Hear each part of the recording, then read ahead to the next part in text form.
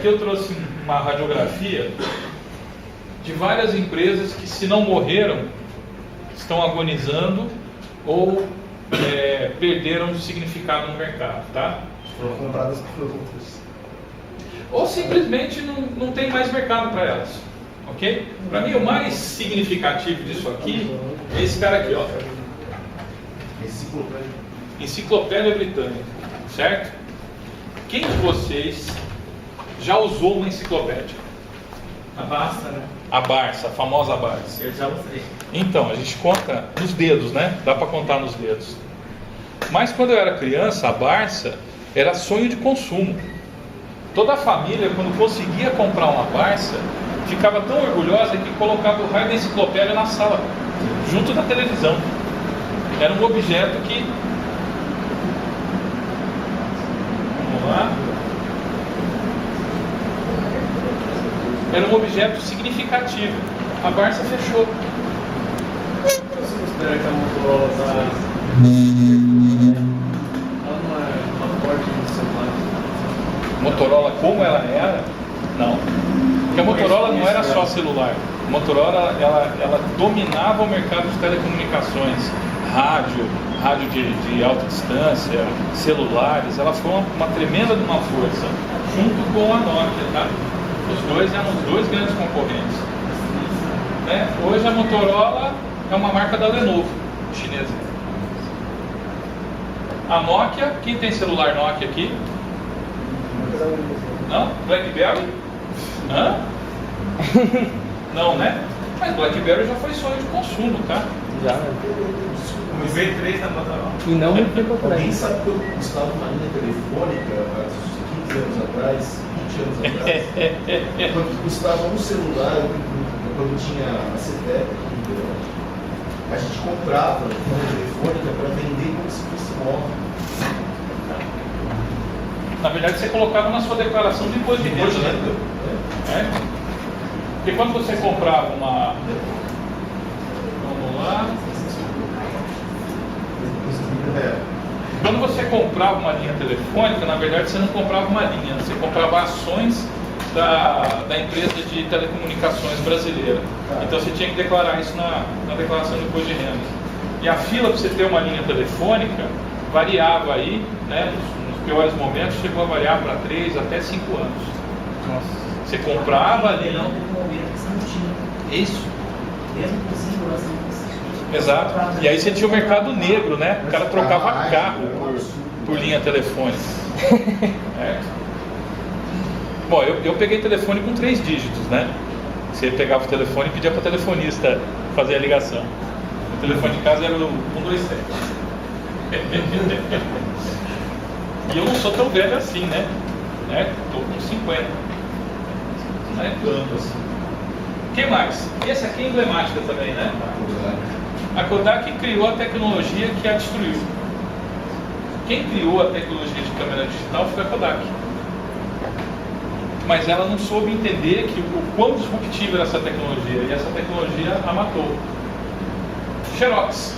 Quem conhece a Xerox? Não a fotocópia, né? Ou a cópia que a gente faz de livro, mas a empresa Xerox. A maior parte das tecnologias que a gente usa em computação pessoal foram criadas nos laboratórios da Xerox. Eles que criaram o mouse, eles que criaram o ambiente de janelas e telas coloridas e várias outras coisas que a gente usa hoje. Não é do... Que tem essa, né?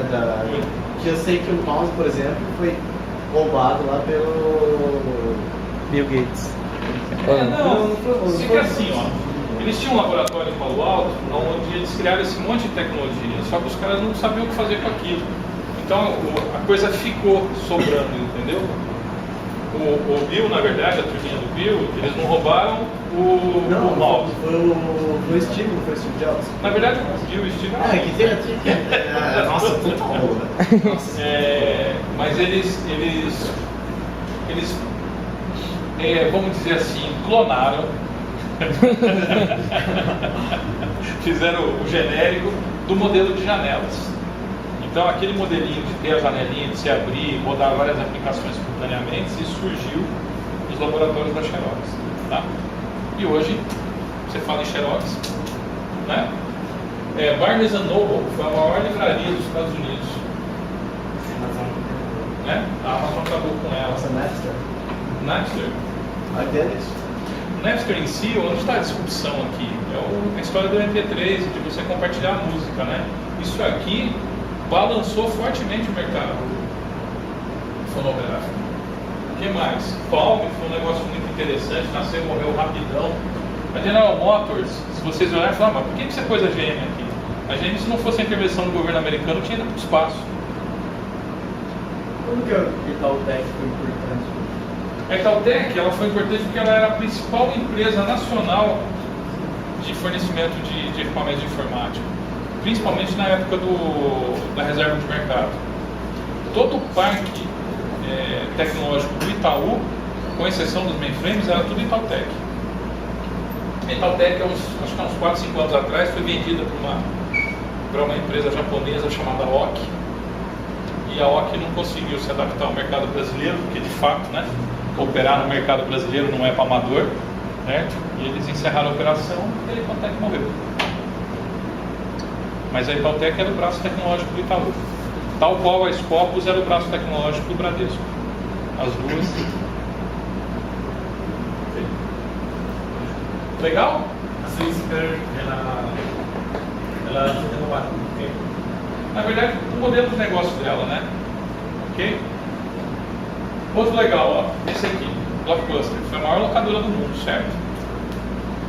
Conheceram a Blockbuster? Morreu pelo Netflix. Morreu por causa do Netflix, certo? Enfim. O que a gente nota nisso, tá? Posso te fazer uma pergunta antes de você continuar? Por favor. O que acontece, por exemplo, a Blockbuster conseguiu, onde que foi o lugar que a Blockbuster consegue pensar na evolução dela em termos de Netflix? Eles não acreditaram no Netflix, se eu não me engano, no caso da Blockbuster, inclusive, o pessoal da Netflix procurou, porque a Netflix era uma locadora, né? Eles procuraram a Blockbuster, mas eles não acreditaram que o modelo de entrega digital de vídeo fosse vingar rapidamente. Até que o começo da Netflix, pelo que eu vi, no sentido da Blockbuster. Isso. Eles realmente procuraram depois a Blockbuster e ofereceram, tipo, nós temos essa ideia, que é uma empresa pequena, nós temos essa ideia, Só que eles falaram que não ia vingar, sabe? Porque da Netflix eles criaram esse modelo parecido com o streaming, mas físico, né? Isso, exatamente. Exato. Mas eles ainda estavam vinculados no mundo físico. Onde é que você nota a grande disrupção, né? É quando você sai do mundo físico e vai para o mundo digital. O que tornou a Netflix viável? Foi se tornar digital. Vocês conhecem a rede Accor de hotéis? Certo? O Mercury, o Ibis, o que mais? Tinha o Fórmula 1, né, que agora chama Ibis Budget. Que outro hotel? Tem um outro hotel da rede, mas assim, a rede Accor era uma das maiores redes de hotelaria do mundo. Há 5 ou 6 anos atrás, na reunião de diretoria deles, onde eles estavam montando o plano estratégico, ninguém citou a palavra Airbnb. O Airbnb hoje é a maior empresa de hotelaria do mundo.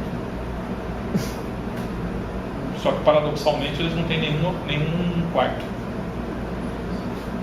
Então isso tem a ver com a disrupção do modelo digital.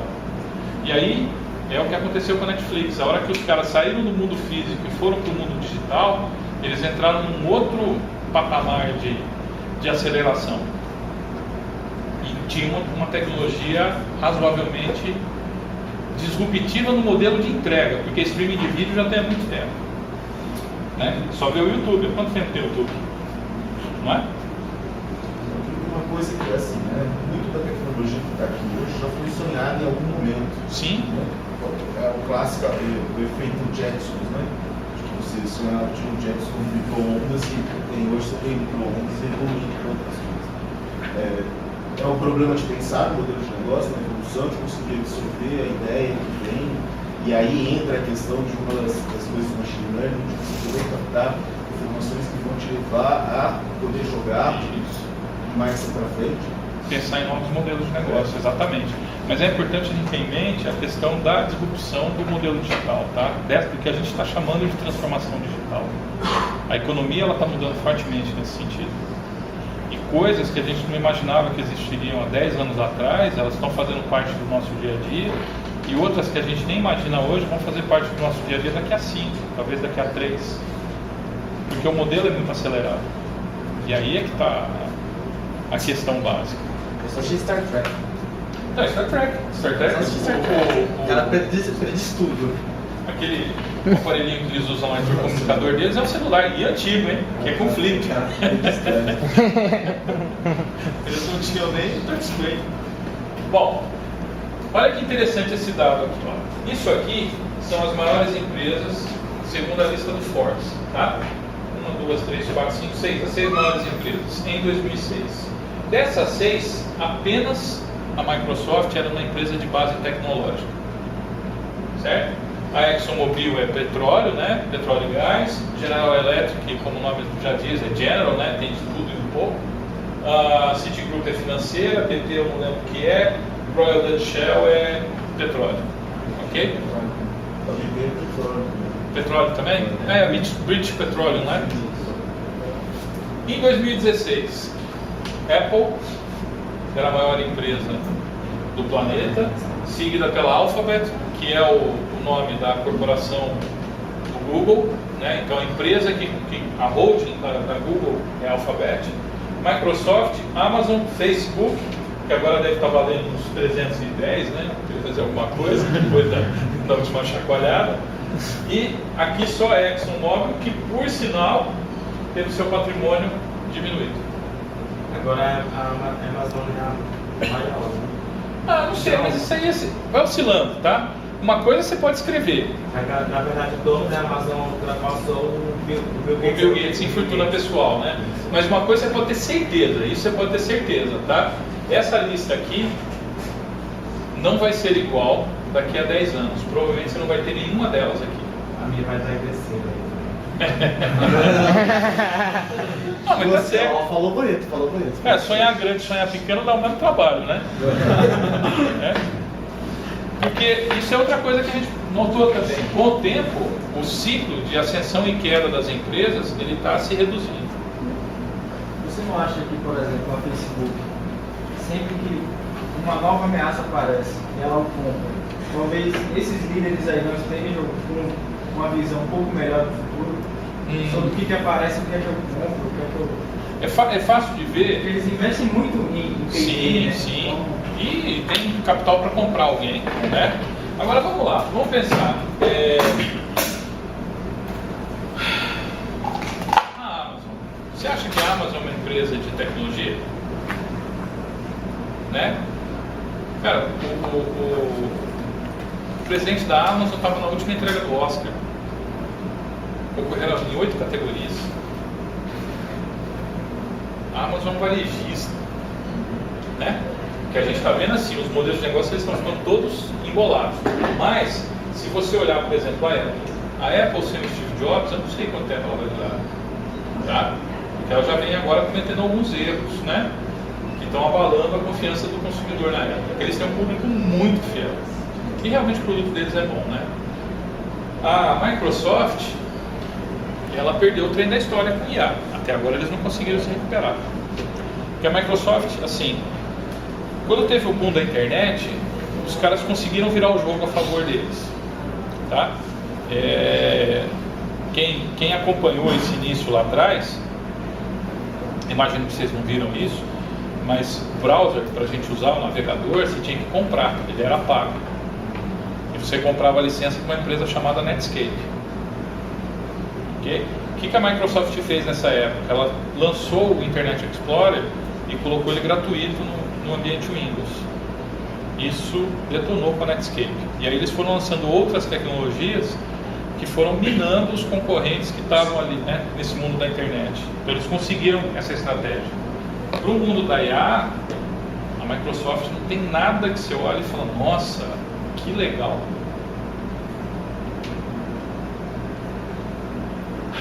A Google, eles têm um monte de soluções interessantes, mas eles têm assim uma pegada muito voltada para o mercado de consumo pessoal, né? Para o varejão mesmo, pessoas. Eles não são tão fortes no mundo corporativo, eu não sei como é que isso vai se posicionar ao longo do tempo. E o Face acontecer de aparecer alguma nova rede social ou algum outro fenômeno similar ao de redes sociais que o tornem menos atrativo. É só a gente lembrar, né, que antes do Facebook, qual que era a grande rede social? Isso aqui. Antes disso você tinha isso aqui. Não, antes disso você tinha MSN. Né?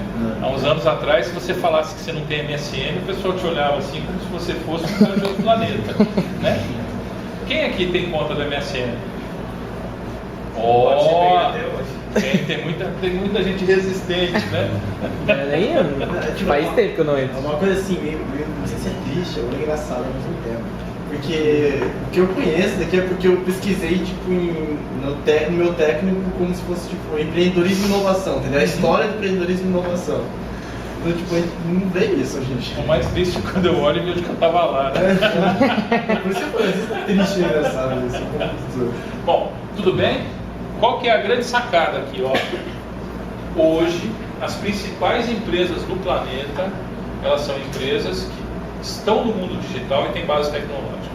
Legal? Então, se vocês quiserem criar uma empresa unicórnio, que valha $1 bilhão, qual que é o primeiro passo? Criar alguma coisa com base tecnológica. Legal? Abrir um restaurante não vai fazer vocês figurarem aí, provavelmente, tá? O iFood, né? Mas o iFood é base tecnológica. Exatamente. E aí, isso nos leva a pensar nisso aqui, ó. Vamos lá. Facebook é a maior empresa do mundo, de mídia do mundo, certo? Mas ela não tem um editor. Todos nós somos os editores que gratuitamente e espontaneamente fornecemos conteúdo para ele. Uber. Quantos táxis o Uber tem? Nenhum. Ok? Mas é uma das maiores empresas, talvez hoje a maior empresa de mobilidade urbana do planeta. Airbnb, maior empresa de hotel do mundo, não tem um quarto. Netflix, maior locadora do mundo, não tem nenhuma fita, e ela não entrega isso na sua casa, pelo contrário, né? Amazon, maior varejista do mundo, não tem estoque. Ok? E a Amazon tem um efeito muito pior, que a gente vai discutir daqui a pouco. Nubank é um banco que não tem agência, que é outro modelo disruptivo, né? Já é unicórnio, né, Nubank? Oi? Você é declarada a primeira startup brasileira unicórnio. A Nubank, não, a primeira foi a 99 Times, né? Que foi comprada por um chinês aí por uma grana violenta. Os chineses também estão muito fortes, né? Então, esse é outro jeito de virar unicórnio, tá? Tem uma boa ideia, faz MVP, faz bastante barulho, que aí vem a chinesada de compra. Mas, olhando para esses modelos aqui, o que eles têm em comum? É a forte base tecnológica, tá? Aqui só existe por causa de tecnologia, aqui só existe por causa de tecnologia, modelo tecnológico, aqui só existe por causa de modelo tecnológico e todos os outros. Legal? Posso discordar? Pode. Eles existem porque eles criam uma necessidade. Ah, sim. As Ou pessoas- mapeiam uma necessidade, né? Mas o modelo de... A tecnologia é o meio instrumento para o acesso a essa necessidade. Seja de mostrar, de ficar, de andar, de ler, de consumir. Então, mas o modelo de distribuição com base tecnológica, você consegue ter uma abrangência muito maior. Sim, não. Né? Ok? Essas empresas elas só são viáveis por causa da base tecnológica. É isso que eu quero dizer. Você deve ser escalado. Tá. A Tá? base tecnológica também baixa o custo, né? Sim, você diminui o custo. Aí as pessoas encarecem por conta do baixo custo, porque se comparar uma corrida de Uber com... Então, mas a questão do baixo custo aí, eu acho que assim, é um atrativo para você fisgar o consumidor. Ok? Tipo, só um comentário, eu acho que também porque é a facilidade. Porque, por exemplo, eu mesmo faço tudo com o celular, praticamente. Tipo, eu estudo no celular, eu baixo o aplicativo pra poder estudar, eu baixo o aplicativo Uber, entendeu? Em vez de eu ficar esperando num ponto, gritando assim, entendeu? Eu preciso chamar o cara em qualquer ponto que eu estiver. Peraí, como é que era pra gente chamar um táxi quando não tinha celular? Então, a facilidade que eu tenho, O tipo, a celular tinha que praticidade. ficar rodando, e aí você ficava na rua, olhando, a hora que vinha o táxi, você... Ou você ligava na central do táxi. Não tinha celular. Ah, tá. Esse nível. É. Você podia ligar Sinal no de telefone fumaça. fixo, mas não era É, comum isso não. Alguém conhece aqueles cartão telefônico? Opa, o cartão telefônico, você já viu uma ficha telefônica? DDD, ficha local. Isso, ficha local e DDD. A DDD era prateada. Na verdade, aí tem um elemento que é assim, todas essas, além da base tecnológica, todas essas empresas têm uma questão de que elas não te obrigam a se vincular necessariamente a um determinado grupo. A Netflix, você não tem que ser consumidor da Warner, da Sony, da Pictures e da Sim. Facebook, você não tem que ser consumidor do jornal tal, da revista tal, não. É da informação das pessoas, direto de um para o outro. O Airbnb é a mesma coisa, você pode até pagar no hotel no quarto, o mesmo valor que você paga no hotel 5 estrelas. Mas eu decidi, e aquilo lá está personalizado de acordo com aquilo que eu decidi que eu fui buscar. Então, e aí a gente vê aquela vertente da personalização, ok? No caso da Amazon, você falou que ela não tem estoque, não tem nada, mas Ela tem um pouco de estoque, mas assim, perto do que é de verdade, cara. Porque ela tem até supermercado também, não tem. Agora eles estão entrando no mundo físico, e aí é um efeito interessante da Amazon, que vale a pena a gente pensar. Vocês já viram a Amazon Echo ou a Echo Dot? A Echo Dot, ela é do tamanho de um disco, sabe aquelas bolachas de cerveja? Só que assim, né, altinha. Ela por dentro é um poema tecnológico. O que tem lá dentro é fantástico. Ali tem um assistente pessoal que você conversa com ela, né? Ok? Por enquanto só tem inglês e alemão, mas inglês britânico, inglês americano e alemão. Mas com aquele aparelhinho na sua casa, você pode controlar a casa se você tiver os equipamentos corretos. Então você pode ligar ar-condicionado, ligar TV, diminuir a luz, não sei o que. Mas você pode agendar seus compromissos, você pode saber a previsão do tempo, ver como é que está o trânsito, né? E, por exemplo, chamar o Uber ou fazer uma compra na Amazon. Então, vamos supor que acabou a pilha. Você está em casa, acabou a pilha. Você vira e fala, Alexa, ela, né, responde. Aí você fala, please, buy me batteries. Pronto. Aí ela já vai entrar na sua conta da Amazon, porque ela é da Amazon, já vai fazer o pedido das pilhas, e daí algumas horas vem um entregador e entrega a pilha na porta da sua casa. Qual que é o problema implícito disso? Quando você pede para ela, né, buy me batteries, você não falou buy me Rayovac batteries. Você não pediu a bateria, né, a pilha da Rayovac, você não pediu a pilha da Evered, a pilha da, sei lá mais qual que é o... Ok? Quando você pedir fralda, você não está pedindo Pampers. A Amazon vai te entregar o produto que ela resolver te entregar, se você não pedir a marca. E se o produto for bom, nunca mais você vai ficar pedindo a marca.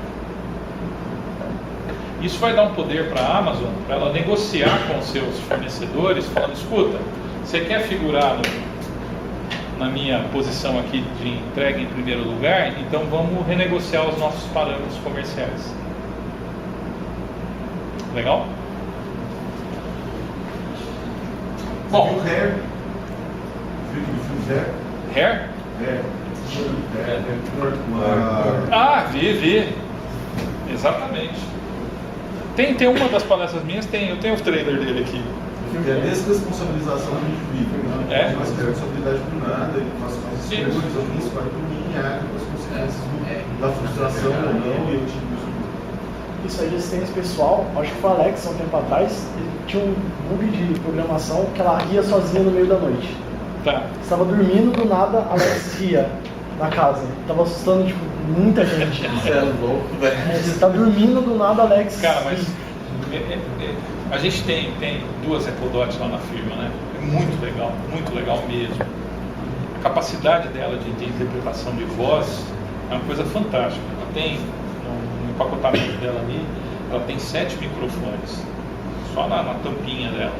E ela consegue captar todo o som do ambiente e filtrar ruído de uma forma que você não acredita. Mas é fantástico. Agora, quanto custa uma bagaça dessa? Vamos lá. Sugestões, lembra? A gente está no mercado americano, dólar, não sei o quê. Quantos dólares vocês acham que custa um treco desse? 35. Não. 35 dólares. Isso vendeu que nem água.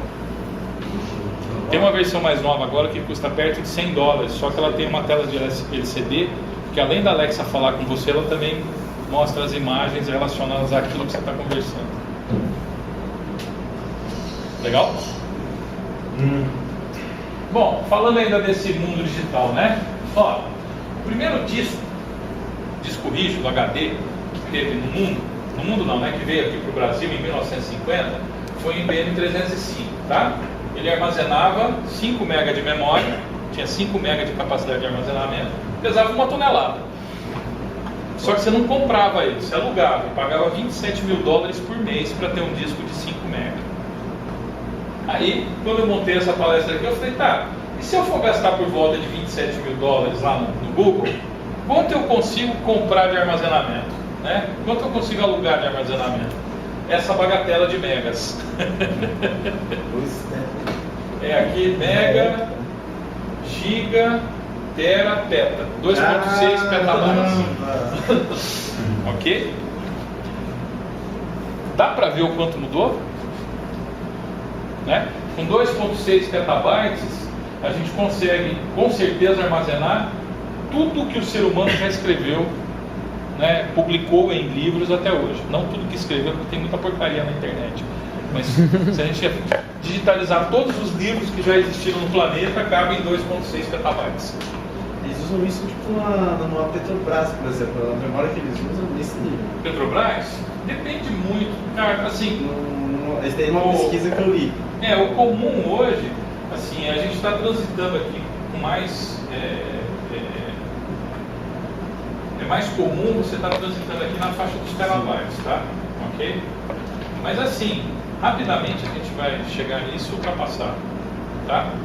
Depois de petabyte é exabyte, se eu não me engano. Eu lembro o que é a pesquisa que ele falou. Em 2005, você comprava um cartão de memória de 128 MB e custava caríssimo. Em 2014, você comprava um de 128 GB. Esse de 128 agora você compra lá no CPC, né? Ok? Não. E olha que interessante isso aqui. Vamos olhar essa parte de cima aqui primeiro, tá? Para o ser humano, assim, o que tornou viável a sociedade humana? Foi a gente parar de ser coletor e começar a plantar, certo? Então a gente teve a primeira revolução, que foi a revolução agrícola. Foi quando a gente se fixou na terra, né? De lá até a revolução industrial, nós gastamos como civilização por volta de 8 mil anos para conseguir chegar nesse ponto, ok? A revolução industrial, ela foi fortemente afetada pela existência da energia elétrica, cujo símbolo é a lâmpada elétrica. A gente demorou 120 anos para chegar nesse ponto. Dali até chegar na Lua, nós gastamos 90 anos. Da Lua até ter o planeta inteiro conectado pela internet, 20 anos. Sequenciar o genoma humano, nós demoramos 9 anos. Vocês conseguem enxergar a curva exponencial acontecendo nessa mudança do conhecimento? E quando a gente vem para o mundo digital, então, aí isso é muito claro. Em 1900 a gente não tinha computador. Todas as máquinas que existiam eram analógicas. Já existiam equipamentos que computavam, mas eram analógicos, né? A gente só começou a ter alguma coisa digital por volta da década de 50, né? 1940 e poucos, com ENIAC e Univac, etc. Que foram as primeiras máquinas, que elas tinham um poder de processamento inferior a uma calculadora dessas que quando você compra a Maria Mole, ela vem dentro da Maria Mole, né? Antigamente o pessoal punha doce, agora põe Maria Mole, pendrive, né? Agora, Esse poder de processamento dessas máquinas ele foi fortemente acelerado quando a gente saiu de válvulas e foi para transistores. Quando a gente saiu de transistor e foi para circuito integrado, a gente teve outra aceleração. Tá? Agora aqui a gente está entrando num momento onde já está se falando em computador quântico. A IBM já tem um computador que eles chamam de computador quântico, não sei exatamente como é que ele funciona. Mas, o que acontece?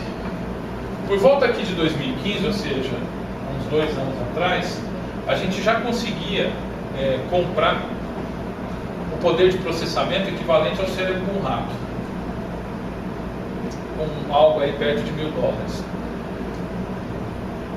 A expectativa é que entre 2023 e 2025 a gente consiga comprar por $1.000 poder de processamento equivalente ao cérebro humano. E que em 2045 a gente vai conseguir comprar por $1.000 o poder de processamento equivalente a todos os cérebros de todas as pessoas do mundo juntas. Ok? O que isso significa? Quando a gente chegar naquele ponto, 2045 está muito longe, né? Quando eu comecei na área, em 82, eu falava que no ano 2000 eu ia parar, não queria mais trabalhar com computação.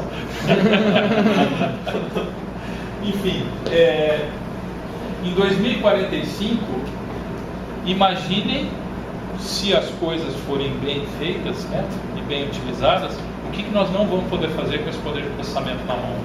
Vamos fazer um comentário sobre o que você falou. Tipo, é um negócio muito fumado, pelo que eu estava vendo, assim, andando aqui direito, mas nós temos 2 estados no computador normal, né? Que é o 0 ou 1. Isso. O quântico consegue 0 ou 1, 0 e 1 ao mesmo tempo, simultaneamente. Então a capacidade dele, tipo, ele consegue elevar a 2 a capacidade dele. Tipo, sempre que ele aumenta, coloca uma memória RAM a mais, coloca mais um circuito a mais ali. E tipo, quadruplica a memória praticamente. Então, tipo, a velocidade de processamento deles é insana. Tem um canal chamado Nerdologia que explica sobre esse computador quântico. E ele fala que, por exemplo, se nós colocássemos 3, 4 pentes de memória, tem o nome da memória específica deles, o processamento que eles usaram seria tipo o mesmo processamento que a NASA usou para fazer os cálculos do foguete. Tipo, um processo deles seria o mesmo que todos os processos que a gente sabe. Mas essa capacidade de processamento, ela tem crescido assim, absurdamente, independente do computador quântico, né?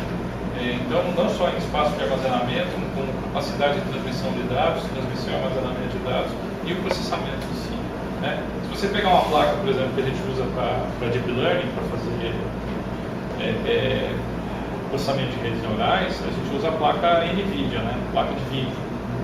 Tá? Tem plaquinha daquelas lá que ela tem 8.000 processadores numa placa.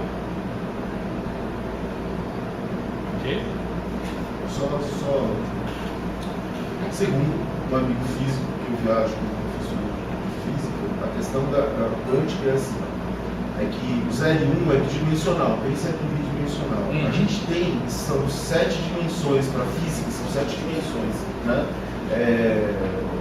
7, como se fosse 7 centímetros. Questões subjetivas, por exemplo, não conseguem ser processadas com a acurácia que deveria ser, porque elas são subjetivas. Na computação quântica, esses valores subjetivos, qualitativos, eles vão poder ser processados porque ele vai considerar essas outras 4 dimensões que não são possíveis de ser consideradas. Então é um absurdo da capacidade da onde vai levar. Eu imagino que vai ser uma coisa muito louca. Agora, imagina a hora que a gente conseguir colocar isso em escala comercial, num celular, por exemplo. Talvez seja uma coisa análoga a você conseguir dar a sensação na projeção da tela, não só de cheiro, né? Mas da pressão, por exemplo, por dentro de um submarino e sinta a pressão. Sentir a inversão total da coisa ali, né? A pressão atmosférica do ambiente principal, mais ou menos uma coisa assim. Assim, eu realmente não sei como é que vai ser daqui a 10 anos, tá? O interessante é que, mesmo com o anterior, a gente tinha começado a ter uma exterminação, que é típica das funções exponenciais, Mas com a computação quântica, com o processamento quântico, Você vai conseguir ultrapassar essa você barreira. vai ultrapassar essa barreira. Quando a gente ultrapassar essa barreira, que a gente vai estar adicionando uma topologia a mais para o nosso processamento, a gente pode pensar em chegar a algo próximo da consciência humana sendo reproduzida em computadores. Sim. Ok. É. Assim, a gente ainda vai ter que evoluir um pouco em relação aos modelos matemáticos, etc. De como é que isso vai ser tratado. Mas está. Mas são 11 topologias reproduzidas pelo sistema nervoso. Aí seria um pouco complicado para aplicar isso. Para computação normal, sim. Mas, cara, para quem já viu o cartão magnético, que é o meu caso, cartão magnético não, perdão, cartão perfurado, eu não duvido de nada. Outro dado interessante. Por que eu estou falando tudo isso? Para a gente entender a velocidade que as coisas estão acontecendo e o como elas estão acontecendo, tá? Essa é a primeira sacada por trás disso tudo. Vamos olhar essas tecnologias aqui, como é que elas evoluíram, tá? Vou pegar o caso extremo de um lado e do outro. O aeroplano, para a gente ter voos, né? A gente demorou por volta de 68 anos aí para ter 25% do mercado potencial utilizando esse tipo de equipamento, tá?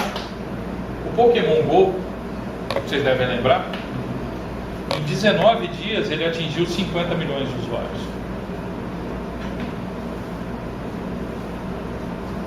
E, mais interessante, quem aqui ainda brinca com Pokémon GO? Saem para caçar Pokémon? Não? Mas vocês já saíram? Eu nunca fui, mas lá em São Paulo, em fevereiro, eu fiquei impressionado como lá nos parques que eu fui, tinha muita gente jogando Pokémon GO. Aí também tem um problema que a Nintendo meio que fez uma bosta com esse negócio aí, porque a ideia era muito boa dessa imersão. Então, mas... Só que eles não tinham tecnologia para poder segurar, por exemplo, eles não lançaram atualização, por exemplo, se eles lançaram e não lançaram atualização, o servidor deles não aguentava a quantidade de pessoas que entravam. Há quanto tempo você não se depara com uma atualização disruptiva nesse modelo aqui? Não tem.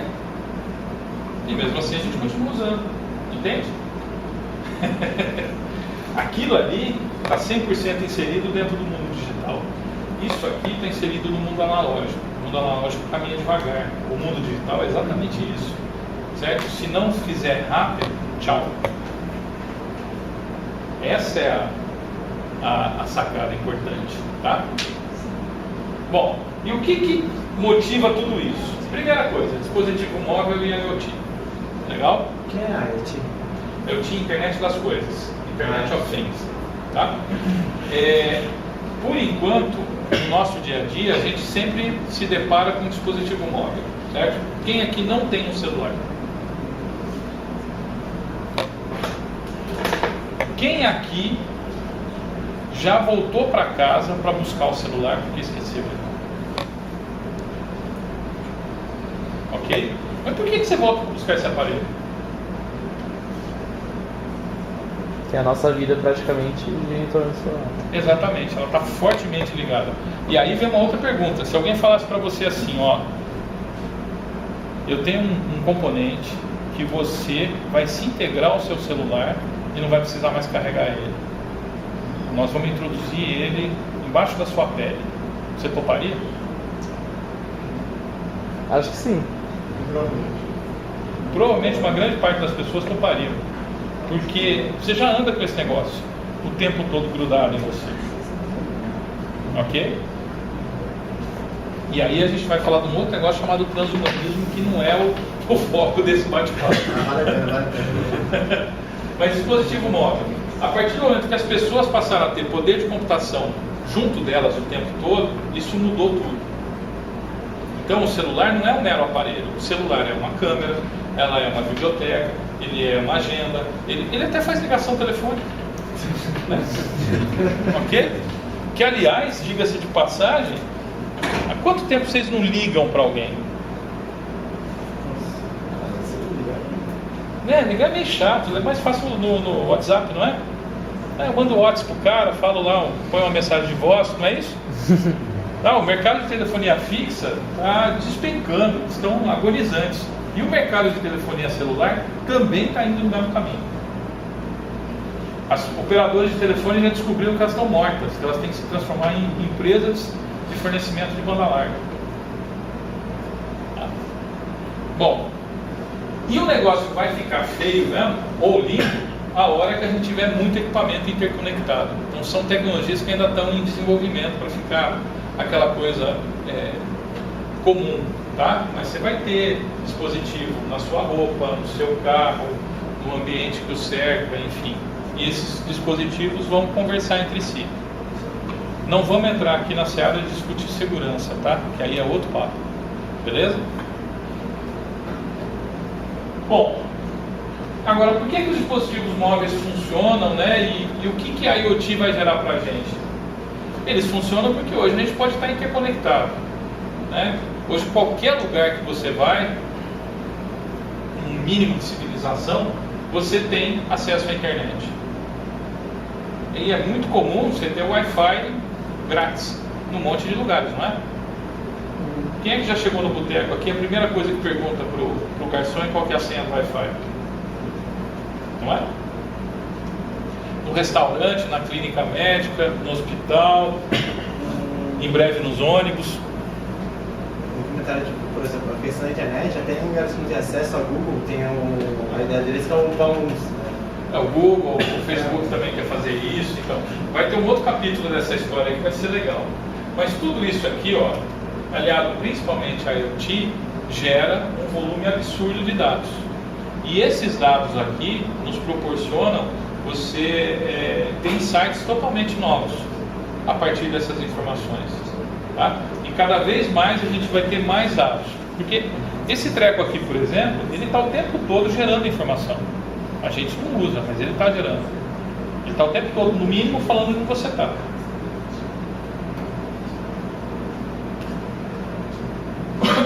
Dentro do esquema da personalização, a gente já viu que tem alguns fenômenos que estão acontecendo por causa da personalização, mas isso aqui também está fortemente associado a um outro evento muito interessante, que é a impressão 3D, que vale a pena a gente continuar acompanhando e observando, tá? Ali em cima é uma impressora que imprime chocolate. Aqui embaixo tem um coração, tá certo que ele ainda não está bom o suficiente para ser implantado no ser humano, mas foi impresso por uma impressora 3D, tá? Já tem impressora 3D, por exemplo, que imprime titânio, e aí os caras estão imprimindo osso, prótese, com impressora 3D. Já tem impressora 3D, uma máquina que imprime casa. Na verdade, ela imprime um prédio, tá? Ela imprime concreto. Aqui no Brasil mesmo, você tem uma empresa, não lembro o nome dela, que ela trabalha com isso. Ela trabalha com células de tecido que são usadas para poder fazer, por exemplo, coração, pulmão, assim por diante. Eles têm já tipo impresso. Só que eles não têm aprovação ainda, eles não têm como para poder usar isso, né? Enfim, então quando a gente fala em impressão 3D, o grande público pensa em impressão 3D como se fosse uma impressora, principalmente aquelas que a gente vê em feira, né? Aquelas impressorinhas imprimindo matéria plástica lá, imprime bonequinho, essas coisas. Impressão 3D não é isso, tá? Impressão 3D é um negócio super disruptivo. Imagine o efeito Jetson o dia que eu puder imprimir comida. Imprimir uma pizza. Ou, outra coisa, pensem no seguinte: a hora que eu conseguir imprimir roupa, legal? Eu vou poder imprimir uma roupa que vai ser exatamente do seu tamanho, do jeito que vai cair bem em você. O que vai acontecer com o mercado de confecção? Para que a gente vai precisar de uma CIA, uma Renner, uma Riachuelo? Para desenvolver o software. Eles não vão desenvolver software. Não são eles que desenvolvem o software. As lojas, de alguma maneira, não vão ter utilidade, porque onde que vai estar essa pessoa? Mas pode ser uma portinha, Essas ou lojas, pode ser pela internet. Mas eu vou ter que ter um lugar onde os fios, a matéria-prima que vai estar lá na impressora vai ser colocada. A questão é, só colocar uma pergunta, assim, quando você fala cair bem em você não é o caimento físico da roupa, é a percepção emocional que eu tenho da roupa em mim, porque eu construo uma imagem em cima de mim, em cima da roupa. Isso. Esse é o algoritmo que vai responder essa questão. E você vai poder experimentar a roupa antes dela ser impressa. Sim. Nós não que o que ela já faz hoje, ela já pesquisa produção, né? Design, talvez o foco dela está sendo totalmente nisso. Não, mais ou menos, no fundo, é o seguinte, vamos pegar a Nike. Não produzir. Você acha que a Nike é uma empresa de tênis? Ela não tem nenhuma das linhas dela. Ela é uma empresa de design, exatamente. Entendeu? Na verdade, o sistema de rede da Nike é o design, né? Isso. Ela não tem nada mesmo. Assim. Exatamente. Ela organiza. Ela tem uma marca. O negócio dela é brand. Cara, o escravo do ano de 2045 ele vai ter uma impressora 3D. Porque vai ter uma mente criativa que a ideia vai valer muito, né? Que vai desenhar isso. E vai ter que nem no Star Wars, né? No episódio 1, que o cara tem uma oficina, ele constrói um robô, e ele é um escravo. Então, é assim, o próprio modelo da economia, quando a gente para pensar nisso tudo, ele pode ser fortemente afetado, né? Quer dizer, provavelmente em 2045 a gente vai estar vivendo um momento pós-capitalista. Talvez o modelo capitalista nem exista mais naquela época. Porque tem outras questões, daqui a pouco que a gente vai discutir também, tá? Ok? Gente, eu já gastei 1 hora, eu estou na metade ainda. Tudo bem para vocês? Não, pode ir Vocês também. estão de boa? Beleza. Isso aqui, ó, vai mudar muita coisa também, tá? Blockchain. Fiquem de olho nessa tecnologia. Já ouviram falar em blockchain? Moeda digital? Não, blockchain não é moeda digital. Não, é porque tipo um sistema, Blockchain é um sistema de autenticação e confiança. Por que a moeda digital usa a blockchain? Porque a transação que você coloca dentro de uma cadeia blockchain, ela é indelével e não pode ser modificada. Entendeu? Então isso garante da credibilidade para o processo. Mas blockchain, na verdade, é um grande cartório digital. Geralmente, sempre que você escuta alguma coisa relacionada tipo uma moeda digital, você já tem essa Você palavra. liga em blockchain, exatamente. Você clica. Tá? Isso. Blockchain é tipo o sistema e o... A moeda É o digital aplicativo. é o aplicativo que usa aquilo, tá? Legal? Mas imagine, por exemplo, blockchain para contratos, para aqui, né, a gente está do lado da Faculdade de Medicina, para você guardar prontuário médico, exames, ok? Blockchain te dá a garantia que aquela informação que foi gravada ali, ela vai ser mantida daquele jeito. O código genético que não é genético, que não é biológico. Quase isso. O DNA que não é biológico. E que não sofre mutação. Porque a cadeia blockchain, essa informação, ela está replicada e espalhada numa grande rede, certo? Então, se você derrubar um servidor, adulterar em um dos servidores, a rede se auto-recupera e a informação volta a ter o seu formato original. Legal? Assim, a grosso modo, né? A validação dela tem que ser, quanto maior a validação do último usuário, Isso. ela é mais segura. Né? É isso aí. Por isso que a mineração então, é feita. A mineração nada mais é do que checar com todo mundo. Aquilo lá tá É verdadeiro. Às vezes feito. Né? caçando falha. Exatamente. Ok? Mas fiquem de olho nessa tecnologia porque ela é importante. E aí, o foco do nosso bate-papo, IA. Legal? Bom. Já ouviram falar desse cara aqui? Andrew, e eu não sei se eu pronunciar o sobrenome dele, né? Esse cara aqui, ele trabalhava na Baidu. A Baidu hoje é um dos principais fornecedores de tecnologia para inteligência artificial na China e, portanto, para metade do mundo. Fundador, né, do Coursera.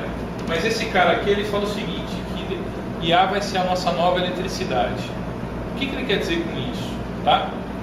Alguém fica prestando atenção se tem energia elétrica em algum lugar? Você chega na casa de alguém e fala, aqui na sua casa você tem tomada? Né? Você não faz isso, porque é isso que já permeia o nosso dia a dia, tá?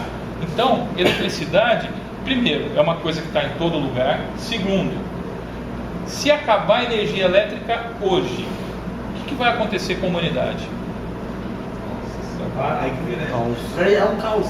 É um caos. Em uma semana, 80% das pessoas morrem. Foi o seu ano?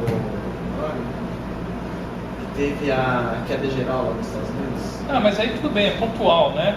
Mas se você tiver um apagão planetário, só vai sobreviver mesmo aqueles caras que estão lá, sabe, os esquimós que estão lá nos esquilos do inferno Que já nem usa. Isso, aquela tribo lá na África que o pessoal vive sem água, né, no deserto de Nucimone, porque é isso, né? Hoje a gente é uma sociedade fortemente dependente de eletricidade e de tecnologia. E daqui a algum tempo vai estar no nosso dia a dia da mesma forma. Você nem vai notar mais que tem IA na coisa. Alguém aqui já usou corretor ortográfico do celular? Vocês já notaram que ele aprende o jeito que você escreve? Sim. Tem IA ali. É um negócio pequenininho, mas tem IA. Legal? Às vezes ele corrige o que não deve, né? Mas enfim. Identifica também palavras que geralmente mata o falho. Exatamente. Bom, olha que outro dado interessante, tá? O que tem acontecido? O mercado, há uns anos atrás, estava falando muito em Big Data. Só que Big Data, ela não está mais sendo o foco do que tem se discutido, né? Na verdade, a gente tem discutido muito mais sobre inteligência artificial. E a cada ano que passa, isso tem aumentado fortemente. Legal? Então, assim, se tem uma tecnologia que hoje o mercado está dando uma atenção muito grande, é IA. E que provavelmente vai continuar dando atenção por algum tempo. Porque essas são tecnologias que ainda estão muito, muito, muito embrionárias. Principalmente quando a gente entra no mundo de Deep Learning. Todo dia sai um paper novo. Então, todo dia tem material novo para ler. Em contrapartida, olha que interessante isso aqui, ó. Esse aqui foi uma análise que foi feita sobre reconhecimento de imagem, né, por computador, ok? Em 2010, a gente conseguia separar o cachorro do cupcake, né, e conseguia ter uma taxa de acerto da ordem de 30%, tá? Foi mais ou menos aí por volta de 2010 que começou o boom do Deep Learning, né? Rapidamente, a gente conseguiu chegar em 6 anos em uma taxa de acerto superior à do ser humano. Hoje a gente acerta 95%. Na verdade, a gente já conseguiu melhorar isso um pouquinho mais. Só que agora, aqui é uma curva, é o contrário da exponencial, né? Sim. É um logaritmo, né? Ela tá... Agora, para você conseguir cada ponto percentual é um esforço absurdo. Mas nós estamos conseguindo. Legal? Se alguém quiser saber como é que funciona isso, eu ponho aquele slide de rede convolucional de novo. Esse outro caso, ó. Caso do Go, vocês acompanharam isso? O AlphaGo? Tinha, né? O documentário da Netflix. Eu fui tentar procurar outro dia, não achei. Mas qual que é a disrupção aqui, né? Quando o Deep Blue, que a IBM montou, venceu o Kasparov, isso foi em 2005, não foi? 2003? Foi por aí, tá? Foi um negócio que causou um furor, né? Falou, nossa, um computador conseguiu vencer o campeão mundial de xadrez. Mas o Deep Blue, ele venceu na força bruta. Ele tinha lá armazenado nele todas as jogadas possíveis e imagináveis, certo? E à medida que o Kasparov fazia uma jogada, ele saía analisando aquilo, né? Ok? De computação massiva mesmo, e tomava a decisão de fazer a jogada. O caso do AlphaGo, o Go é um jogo de estratégia. E ele tem muita subjetividade envolvida no jogo. E o cara do AlphaGo, o software que conseguiu vencer, né, o campeão mundial de Go, ele conseguiu vencer porque ele usou inteligência artificial. Ele foi se adaptando e aprendendo o jeito que o cara jogava. Então ele conseguiu bater o campeão mundial de Go porque ele aprendeu a jogar melhor que aquele cara. Legal? Isso é significativo. Muito legal, né? O pessoal da área jurídica já está tremendo na base, porque a gente está com vários algoritmos de inteligência artificial que estão trabalhando para automação de escritórios. Tem um produto da IBM que chama... deixa eu lembrar o nome dele, Gross. Foi feito em conjunto com o IBM num escritório de advocacia em Nova York. O ROS, ele funciona da seguinte forma: você chega no lugar onde está instalado o computadorzinho, né, que você vai interagir, aí você senta na frente do computador, você fala com o computador, você fala: Ross, eu tenho um problema assim, assim, assado, meu cliente, o processo, e aí você descreve o caso, beleza? Ele usa processamento de linguagem natural, pega aquilo, analisa os tópicos relevantes do que você falou, vai na base de jurisprudência, de leis e de decisões judiciais americanas, e aí ele retorna para o advogado falando: olha, teve um caso semelhante a esse que aconteceu no Distrito de Colômbia em 1973, não sei o que, o juiz tal, parará, e o resultado foi esse. Legal? Com isso o advogado já pega isso e já consegue montar a peça. Só que qual que é o problema implícito? Né? Qual que é o principal trabalho de um estagiário de um escritório de advocacia? Fazer pesquisa. E é ali onde o cara começa a ganhar prática, né? Legal? Se eu tenho um software que faz isso, eu não preciso mais do estagiário. Tá? Tem um outro exemplo, eu acho que eu não tenho ele aqui. Foi feito uma espécie de um campeonato. Colocaram alguns advogados para analisar contratos de NDA, né, qual que é o nome em português disso? Non-Disclosure Agreement, de sigilo. De sigilo, né? Contrato de sigilo. E a taxa de acerto da IA que fazia análise de contratos foi da ordem de 85%. A dos advogados foi de 60%. Só que a diferença é que os advogados demoraram em média 90 minutos para analisar cada contrato. A IA analisou em 20 segundos. Então imagine, eu tenho um software que faz o mesmo serviço de um ser humano, só que uma taxa de acerto maior e uma velocidade muito maior. Legal? A Amazon não precisa nem falar, né? Ok? Hoje eles têm por volta de 30 mil robôs. Os robozinhos da Amazon é esse trequinho aqui, ó. Né? Ele vai andando pela área, ele para embaixo da prateleira que ele precisa levar, aí ele tem uma espécie de um elevadorzinho, aí ele levanta a prateleirinha e leva lá onde ele quer. Aqui, ó, o JP Morgan é outro caso. O JP Morgan ele também construiu uma IA para analisar contratos, tá? Com isso eles economizaram 36 mil horas que eles gastavam pagando advogado para analisar contrato. Legal? 360 mil horas, tá? Aí a pergunta é, né? Algum advogado deve ter perdido emprego, não?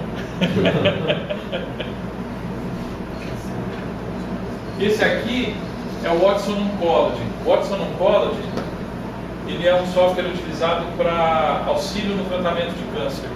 Como o médico ele informa, né, as condições clínicas lá do paciente, os exames que ele fez, e o Watson Oncology te dá trilhas de tratamento, falando: olha, eu avaliei e cheguei à conclusão, aqui no caso está com uma taxa ruim, mas ele pode chegar até 90%, 95%, tá? Então eu acredito com 32% de certeza que essa trilha de tratamento aqui vai ser mais efetiva para tratar esse paciente. E aí se o médico ficar em dúvida, ele clica nesse botãozinho aqui e aí ele tem acesso a toda a documentação, a todo o material, né, papers, pesquisas, etc., que dão sustentação para essa decisão. Tá? O que a gente ganha com isso, né?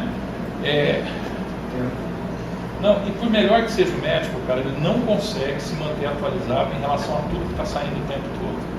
Principalmente aqui em oncologia, né, onde 80% da grana que se investe em pesquisa atualmente é para tratamento de câncer, dos grandes laboratórios.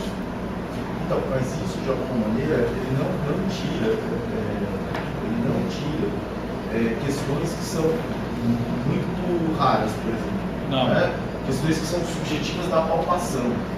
Por exemplo, sim, Aí você tem o melhor tratamento, com a melhor medicação, com aquilo que é disponível e mais adequado ao paciente. O hospital em Santa Catarina usa o Watson para determinar e para controle da trilha, né, da quimioterapia, e o Einstein usa para dispensa da medicação, não deixa dar coisa. E tem um hospital no sul também, lá, o Mãe de Deus. No sul. É o Mãe de Deus que instalou. Isso. Mas não tira, por exemplo, a questão de feeling médico, que são atribuições, por exemplo, como montar a peça, né? É uma coisa lógica e tal, mas nos acordos que é do advogado para finalizar a peça.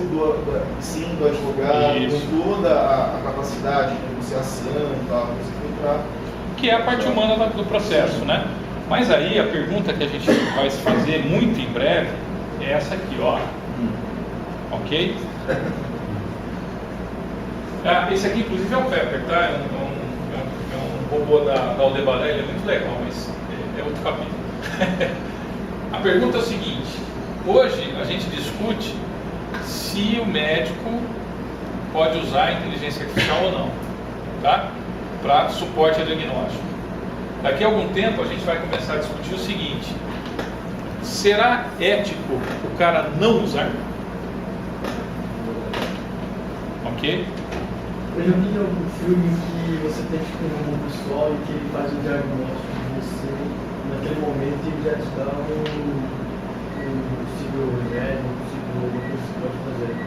Então isso pode passar para esse nível também, né? Pode. Ao invés de ser dispensável até. Não. Eu acho que não vai chegar assim, a gente ainda não tem maturidade para isso hoje, tá?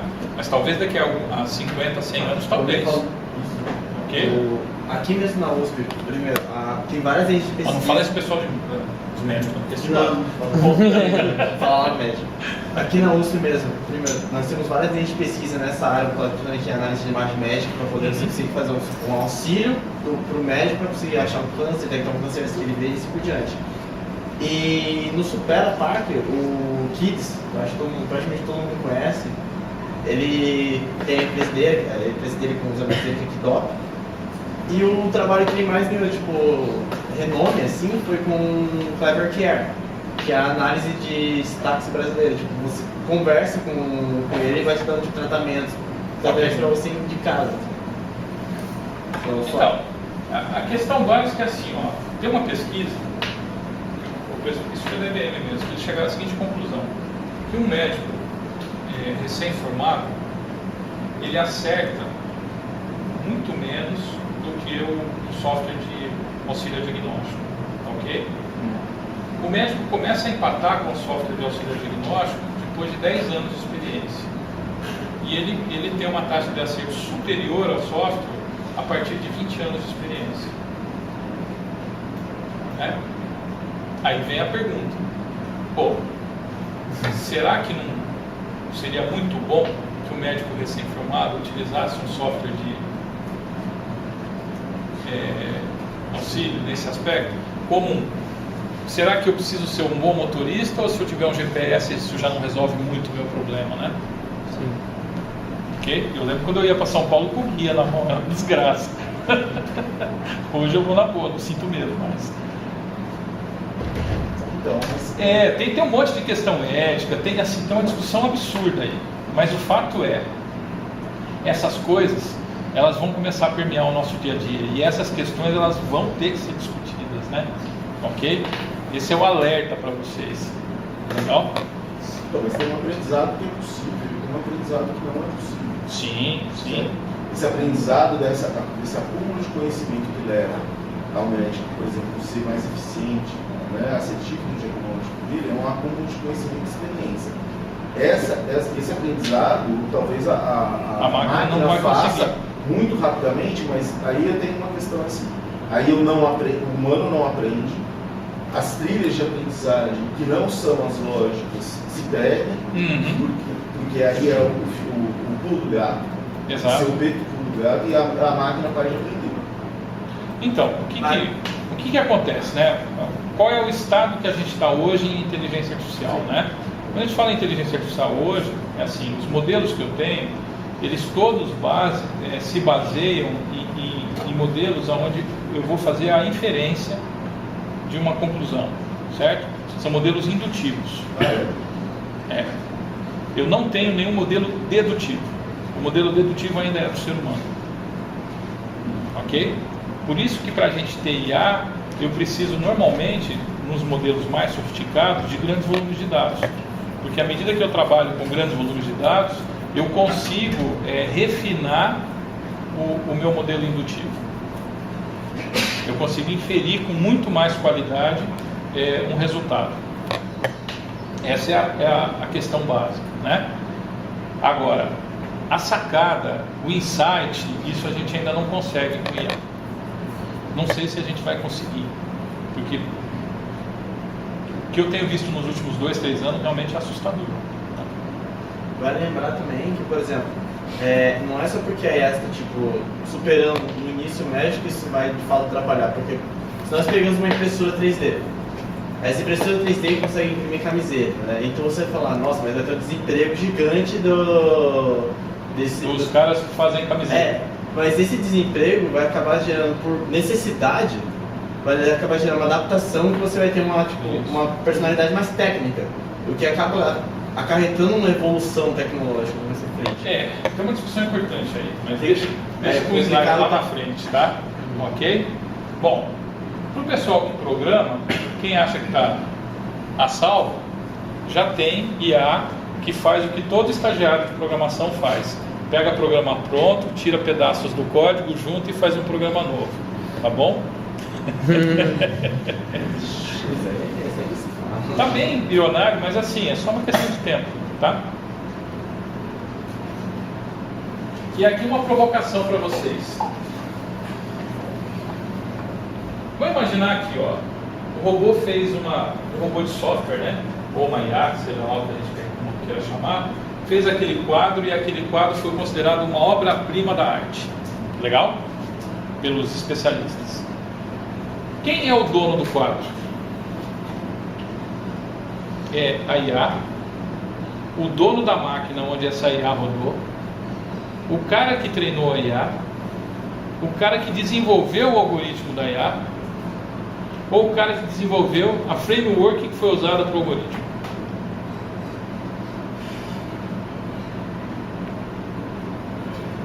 Divide para todo mundo. Assim, quem é o dono do quadro dos girassóis da noite estrelada do Sim, provavelmente o cara que hoje adquiriu aquela... Não. Assim, quem que era o dono, né? Quando Van Gogh pintou, quem era o dono?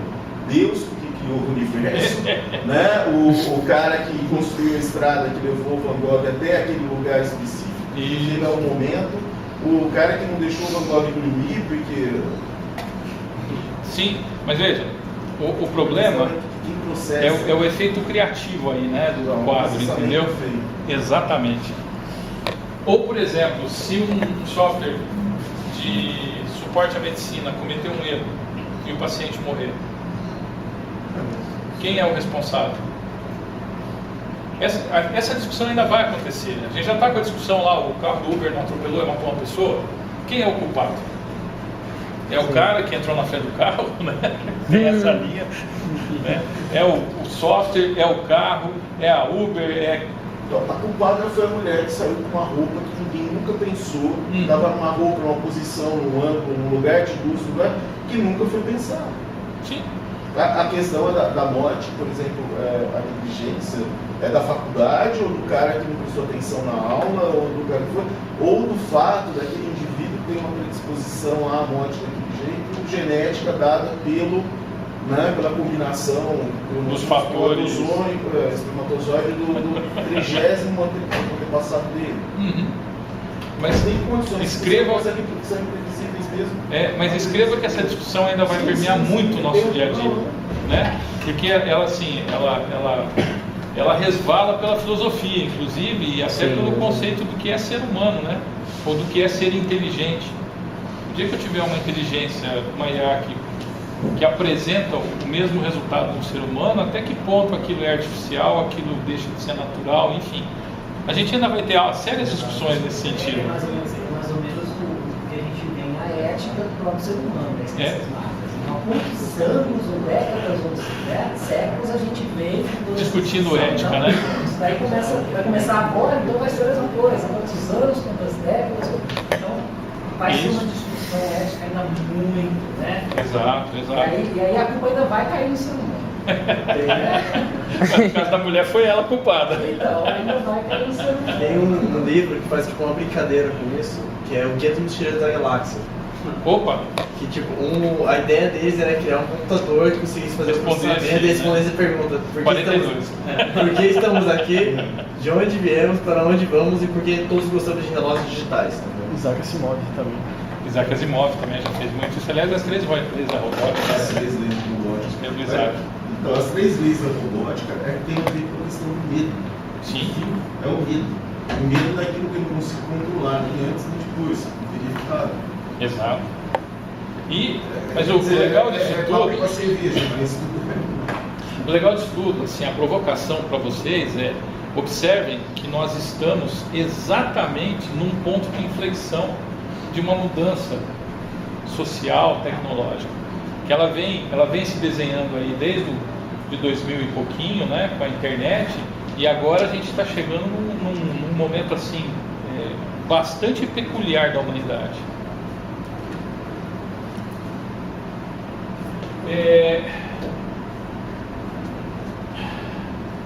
E não vai dar para fugir dessas coisas no dia a dia, tá?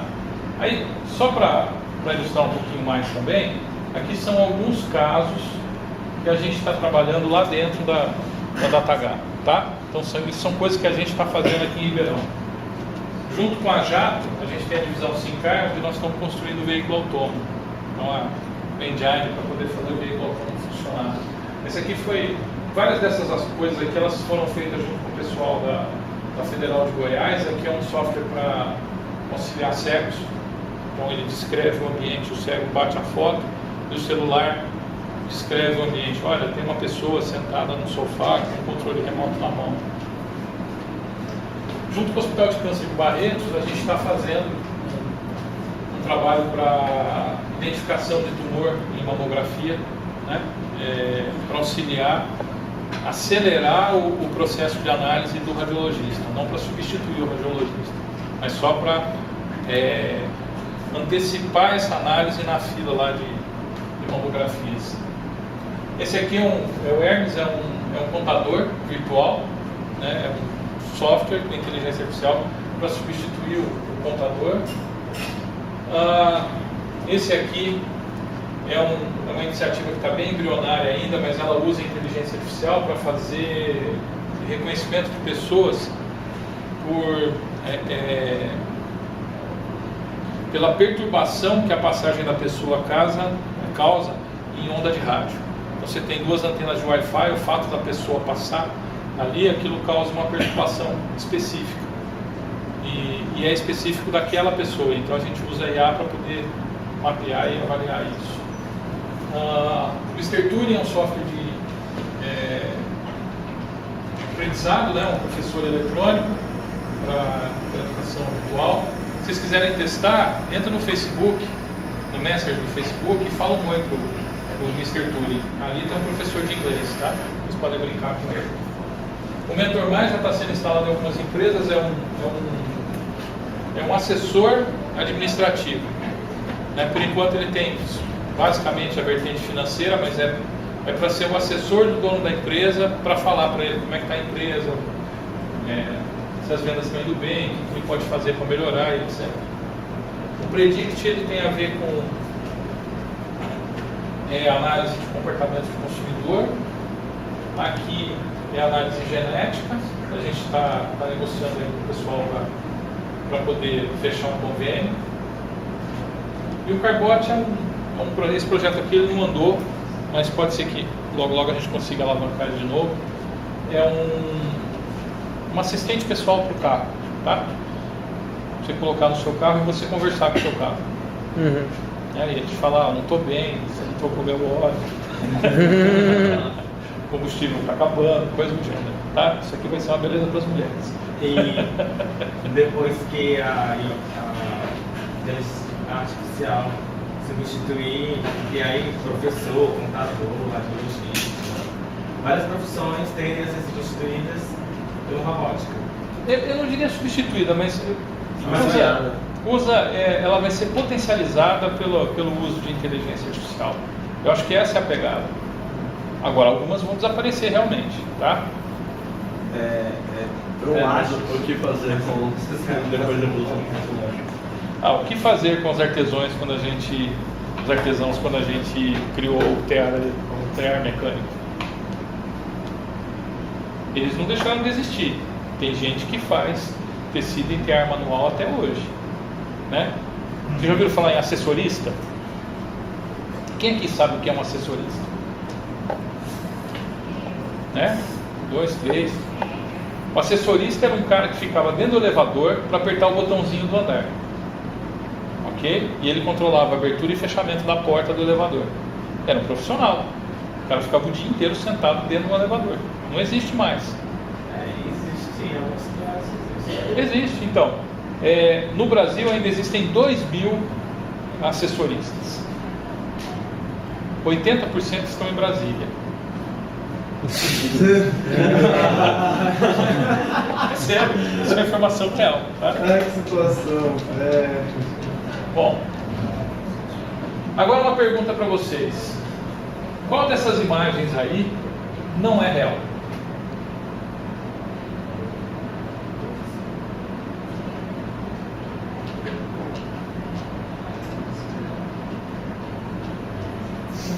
A loirinha superior no meio. É uma boa. Todos os asiáticos aí. É o seguinte, todas. O que acontece aqui, tá? Esse é um tipo de rede neural, né, que usa Deep Learning. É uma tecnologia relativamente recente, de 2016, onde você põe duas redes trabalhando juntas, uma tentando enganar a outra, tá? No caso aqui, a rede criadora, ela tenta criar fotos de pessoas.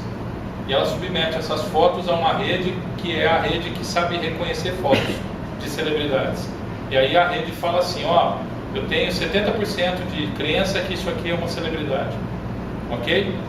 E essa rede de cá, então, à medida que ela tem acesso à resposta dessa, ela vai alterando a imagem até uma hora que essa de cá fala, nossa, é uma celebridade. E aí ela cria fotos de gente que nunca existiu. Tem um outro modelo que você fala assim, eu quero um pássaro de cabeça vermelha e peito azul. E aí ele gera a imagem de um pássaro de cabeça vermelha e de peito azul que nunca existiu numa floresta sentadinho num galho. Tá? Ok? Bom, esse aqui é outro dado interessante, né? Aqui a gente está falando de margem de lucro, tá? O quanto a margem de lucro das empresas são afetadas pelo uso ou não de inteligência artificial.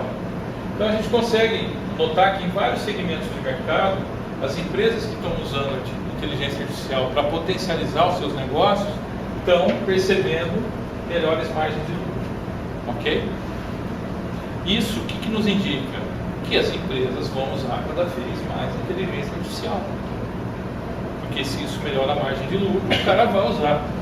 Certo? O empresário não é bandido, mas o empresário gosta de dinheiro, por isso que ele abriu uma empresa, né? Ok?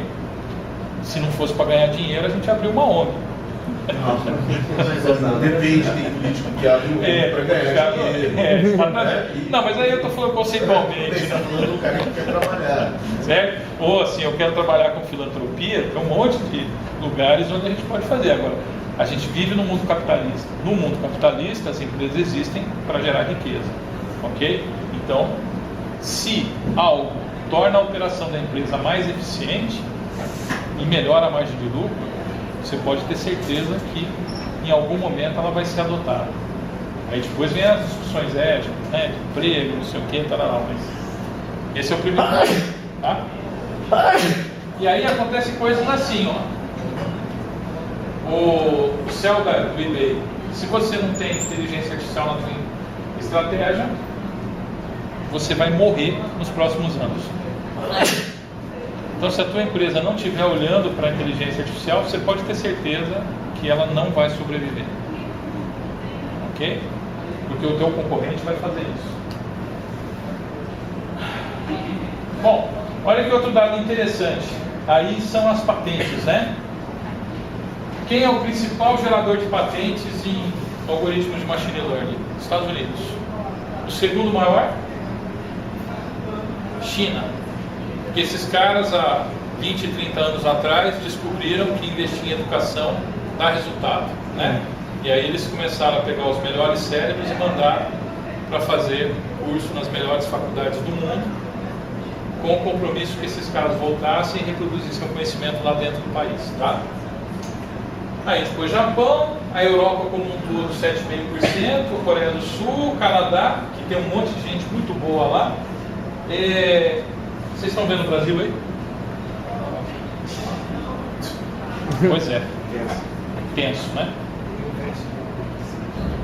Mas, se a gente não começar a pensar, e por isso que eu quis vir aqui, inclusive, para bater esse papo com vocês, né, do grupo. Essa iniciativa de vocês é fantástica. Vão fundo nisso, tá? Legal? Porque IA é um mundo totalmente diferente, mas ele é muito importante no futuro dos negócios. E se vocês se prepararem bem em relação a tudo isso, vocês vão ter uma vantagem competitiva absurda em relação aos seus pares. Ok? Hoje, existem no mundo por volta de 2.000 profissionais que podem ser contratados para um universo de 7 bilhões de pessoas. A carência de profissionais para trabalhar com IA é uma coisa assim, sem precedentes. Mais um detalhe importante, tá? Apesar da China ter só 13% das patentes, ela já há alguns anos ultrapassou os Estados Unidos na quantidade de papers que são gerados falando de inteligência artificial. Ao ponto, esse aqui é um estudo que foi feito ainda no governo do Obama pelo Departamento de Defesa americano. E olha que interessante que ele falou, ó. Os progressos futuros em inteligência artificial têm o potencial para transformar a tecnologia de segurança nacional em par, né, ou tanto quanto armas nucleares, aeronaves, computadores e biotecnologia. Ok? Então, o Departamento de Segurança, né, de Defesa americano entende que dominar a tecnologia relacionada à inteligência artificial é tão importante quanto construir bomba atômica. Aliás, eu diria para vocês o seguinte: provavelmente a próxima guerra não vai ser travada com armas convencionais, tá? É só cortar a luz. Oi? É só cortar a força, né? E você pode usar um algoritmo inteligente para fazer isso, né? E até para ele se adaptar, e se a pessoa tentar usar um outro caminho, você vai lá e... né? Bom, então falando de IA, e eu já falei muito, né? IA é a nossa capacidade de ter softwares que simulam a capacidade humana de resolver problemas, tá? Por enquanto, simulam. O que a gente tem aí? Processamento de linguagem natural, visão computacional e audição computacional, né? Capacidade de resposta tal qual um ser humano fazia, sistemas de decisão e machine learning. Você vê que machine learning é só um pedaço daqui, né? Dentro de IA a gente tem uma vasta fauna e flora de algoritmos aí que a gente pode usar, tá? Tem um outro slide, nem estou com ele aqui, mas, por exemplo, a gente tem computação evolutiva, que é uma linha de análise aí que não tem nada a ver com rede neural, mas é IA também, ok? Enfim, o que nos interessa especificamente nesse momento é esse pedaço aqui, tá? Então, a tecnologia que foi realmente disruptiva nisso tudo foi Deep Learning, que começou em 2006. Se a gente for pensar, o primeiro trabalho de Deep Learning pesado foi em 2006, a gente está em 2018, é de 12 anos. 12 anos em pesquisa científica, não é nada, né? Oi?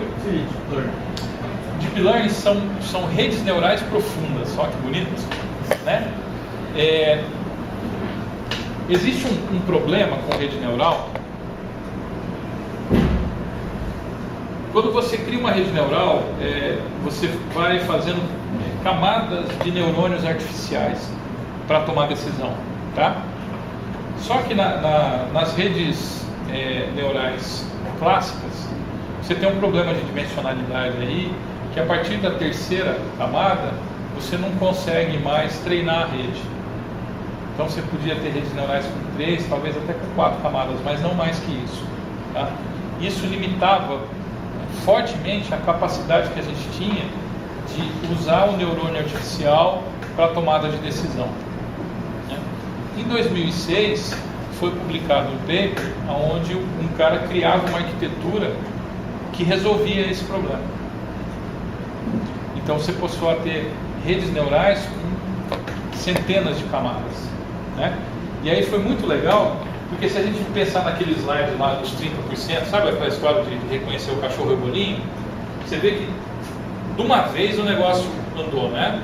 Porque até, acho que era 2005, estava lá, né? 2007, alguma coisa assim, 2010, enfim. Os algoritmos que a gente usava, eles eram baseados em técnicas clássicas de machine learning, tá? Para poder fazer a análise. Assim, a mais fantástica que tinha era Support Vector Machine, da SVM. E quando o cara que montou a primeira rede neural profunda, né, que ele utilizou técnicas de rede convolucional para fazer a análise das imagens, ele saiu dos 30% e foi lá para os 50 e tantos. Porque tem um campeonato, né, de reconhecimento de imagem.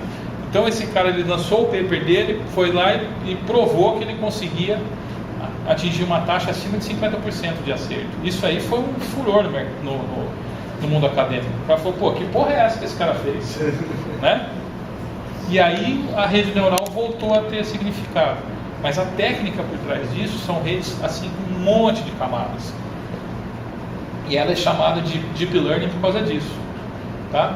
Porque você tem uma rede que tem profundidade, né? Por causa da quantidade de camadas. Legal? O modelo matemático por trás disso é um pouco pesado, né? Mas a técnica em si é relativamente simples, tá? Ok? Se vocês quiserem, eu venho aqui, eu dou uma explicada sobre como é que funcionam essas coisas, né?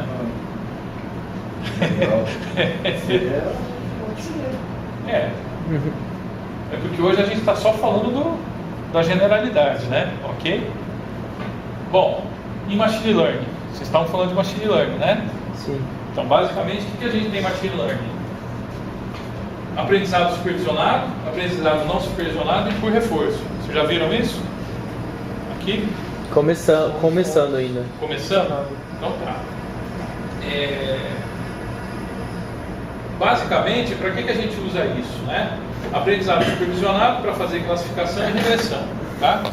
No caso da regressão, tem umas técnicas muito interessantes, inclusive, para forecast, né? Para fazer previsão, né? Modelos preditivos que não necessariamente são baseados em regressão linear ou regressão múltipla, tá?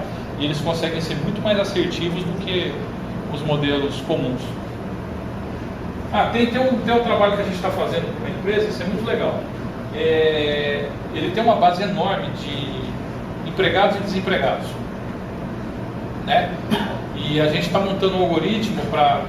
Você vai pegar uma pessoa, dar o CPF dela e ele vai falar para você assim, ó, esse cara tem a chance, né? Eu tenho 90% de certeza que ele vai ficar empregado pelos próximos 8 meses.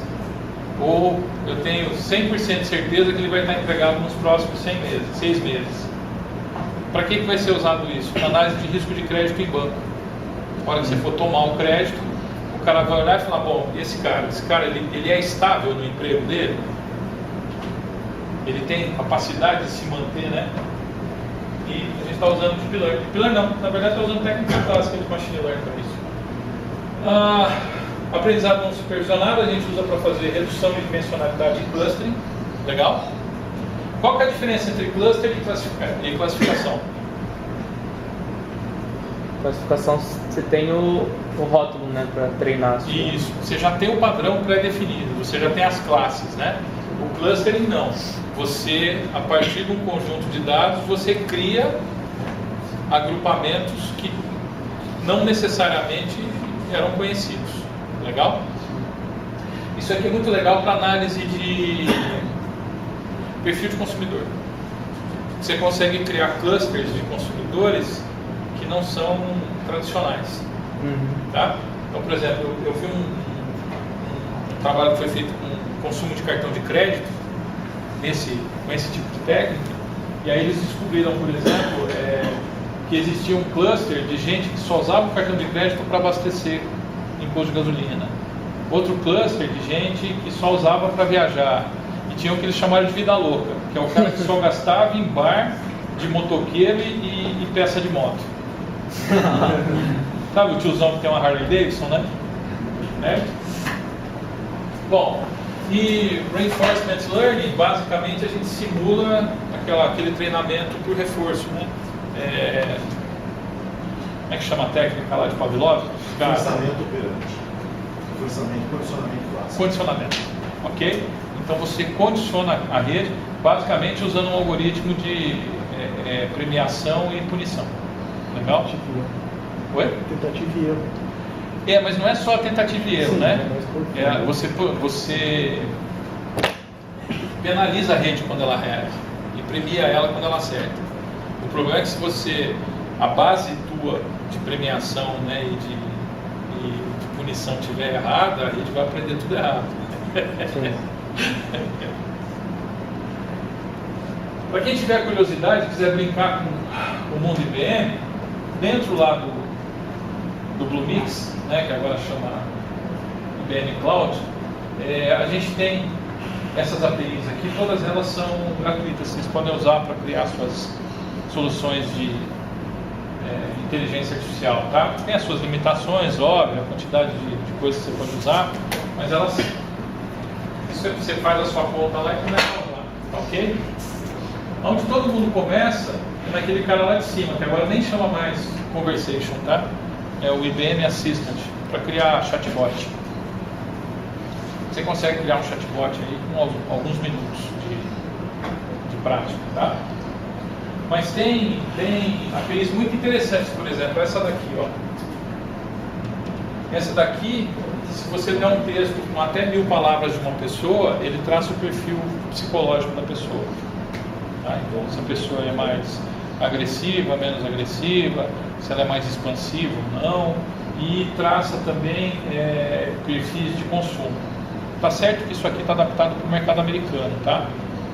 Mas já é um norte e a gente sabe que isso vai acontecer ao longo do tempo, cada vez mais vai ter esse tipo de coisa.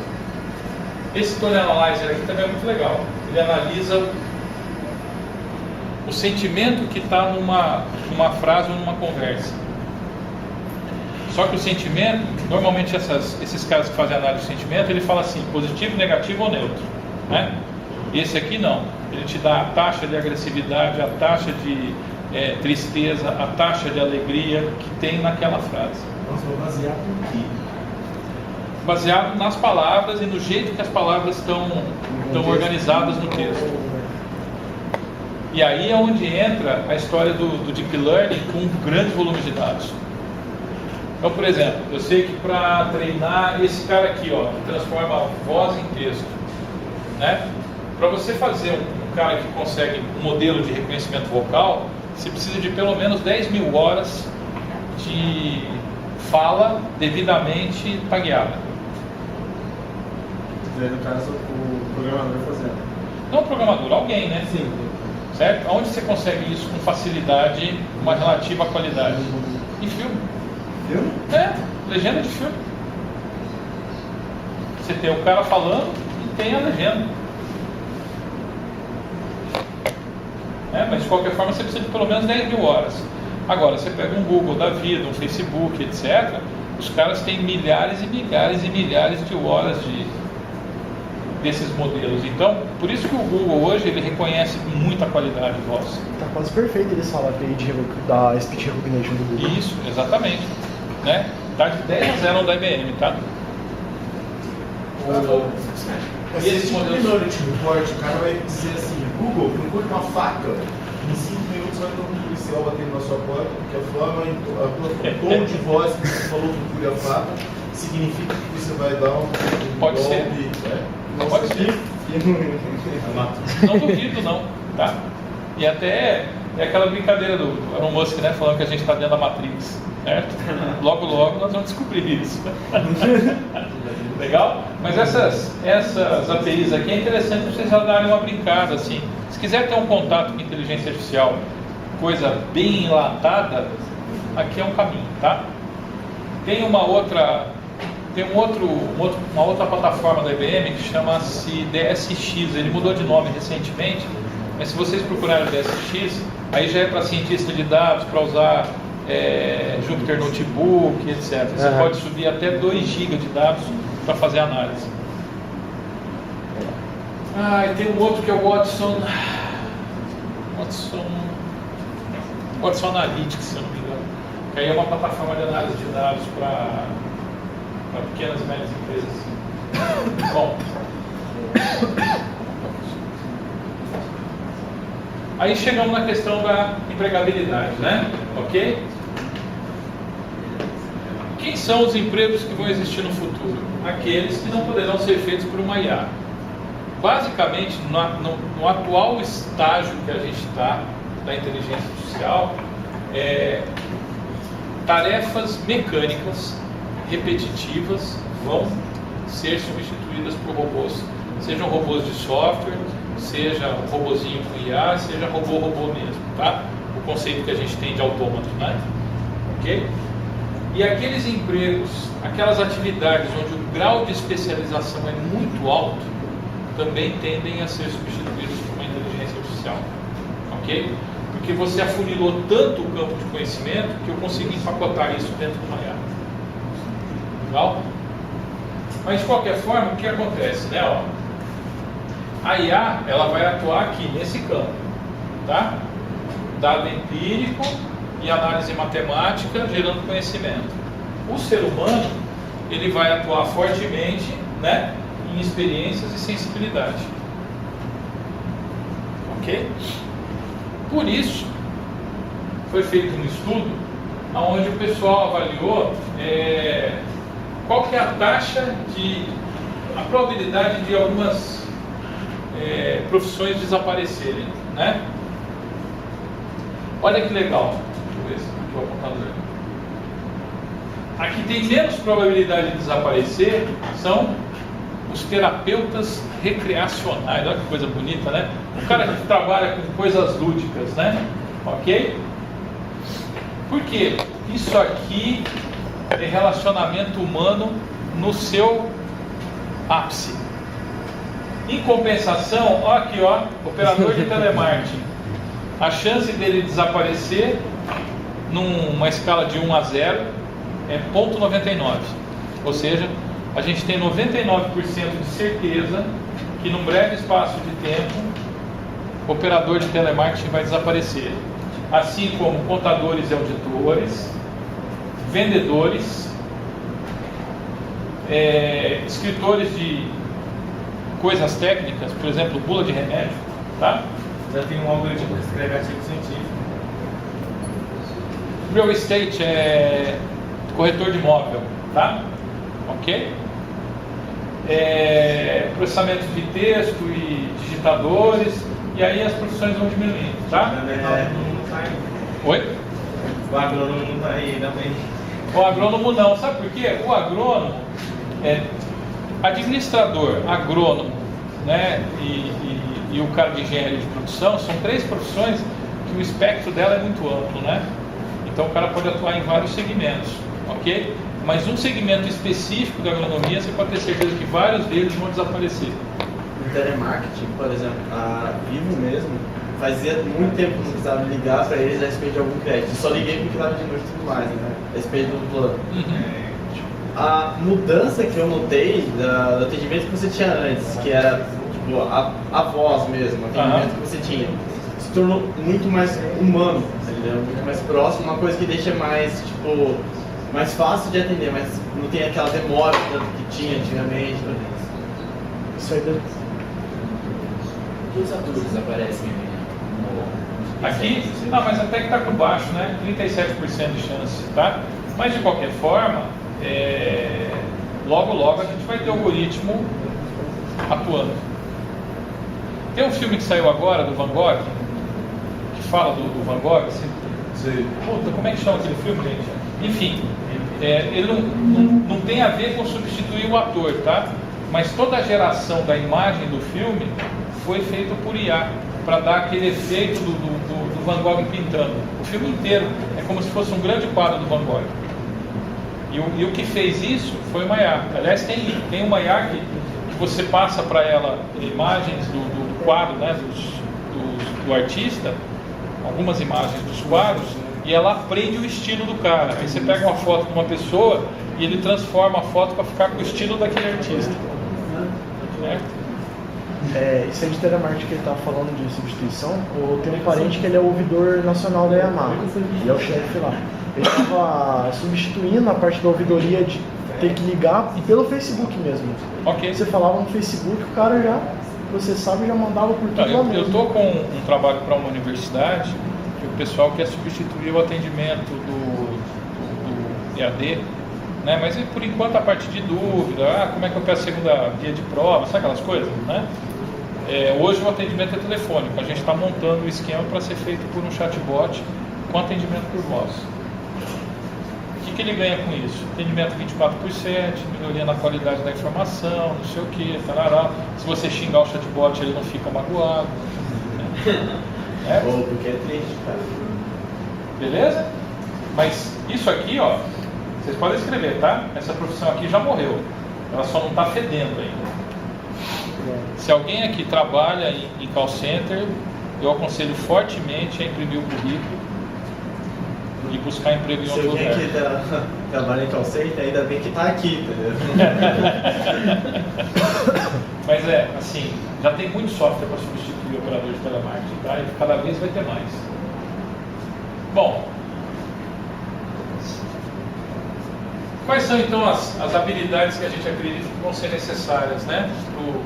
Que vão garantir a nossa empregabilidade no futuro? Capacidade de solução de problemas complexos, pensamento crítico, criatividade, gestão de pessoas, saber trabalhar com pessoas, tá? Saber coordenar outras pessoas, inteligência emocional, julgamento e decisão, orientação a serviços, negociação e flexibilidade cognitiva, tá? Se você olhar para esse quadro aqui, não tem nenhum hard skill, né? O cara tem que ser PhD em matemática. Não, entendeu? Todas essas características são características de relacionamento interpessoal, principalmente. O meu orientador, ele sempre fala o número 1 ali, ó. Ele fala que você tem que ser capaz de resolver problemas. Se quando você tem a capacidade de resolver problemas, aí você... E ele é físico, né? E ele fala assim, ele até fala, gente, não estou falando de problema matemático. Você tem que saber resolver problema de pessoas. Porque quando você está apto a resolver problemas, você vai ganhar dinheiro. Sim. E vou te falar uma outra coisa, tá? Mesmo com toda essa revolução aí, para o bom profissional nunca vai faltar trabalho. Ok? O cara que... Porque tudo isso, os mercados, eles não desaparecem, eles se restringem, se reduzem, tá? Ok? Né? Bom, enfim, a última dica para vocês pensem sempre nisso, tá? A idade da pedra não acabou porque acabou a pedra. Ela acabou porque a gente inventou algo melhor. Nós estamos exatamente no momento que coisas novas e muito interessantes estão sendo criadas. Cabe a nós mesmos, quer dizer, continuar tentando fazer machado de pedra ou vamos fazer machado de metal. Legal?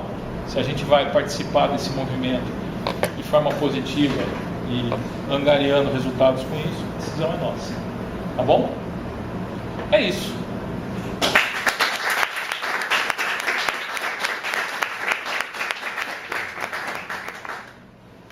Você podia falar um pouco melhor da DataH? Posso. Tem uma apresentação, mas não vou olhar de vocês, não. Não. Só um briefing, né? A DataH é uma empresa que Ela é uma das empresas do grupo Eures. A Eures é uma empresa que está aqui em Ribeirão Preto há 20 anos, tá? Mas a DataGuard ela tem 3 anos. Ela é uma startup com foco especificamente em criação de soluções de inteligência artificial, tá? Então, o nosso foco é sempre resolver problemas aonde a inteligência artificial se aplique, tá?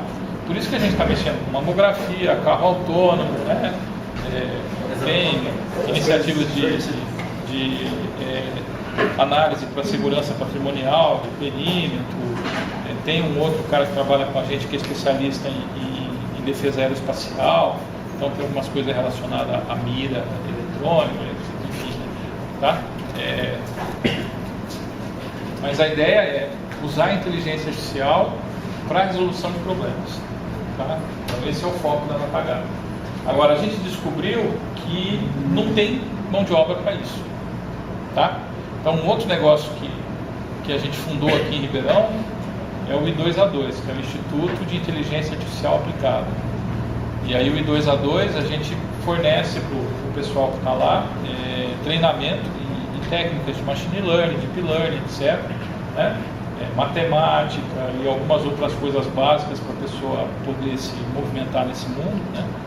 E o pessoal tem aula todo dia, segunda a sexta, na parte da tarde, tá? É gratuito o curso. A primeira turma a gente fez o processo seletivo com 180 alunos, conseguiram chegar até lá 6. Mas tem tempo para isso? Não, assim, o mais importante é que você tenha pelo menos 2 neurônios que um fale com o outro. Até aí tudo bem. Mas por 3 qual anos. vai ser vazão? Oi? Essa evasão toda, qual é? Você falou que teve 180, conseguiram chegar a 6. Muito pouco capacidade de raciocínio do pessoal. É incrível isso. O pessoal não consegue resolver problemas simples, tem dificuldade com a língua. A hora que você propõe um problema, né? A pessoa não, ela lê algoritmo, ela leu. Então assim, né? Tudo bem que essa primeira seleção ela foi aberta, não tinha critério nenhum. Quem quisesse participar do processo seletivo podia participar, tá?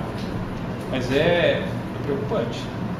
Realmente O seu processo seletivo era tipo uma prova que você fazia? Não, foi feito análise de currículo, entrevista e um trabalho que a pessoa tinha que entregar. O problema da língua foi esse do trabalho? Também, né?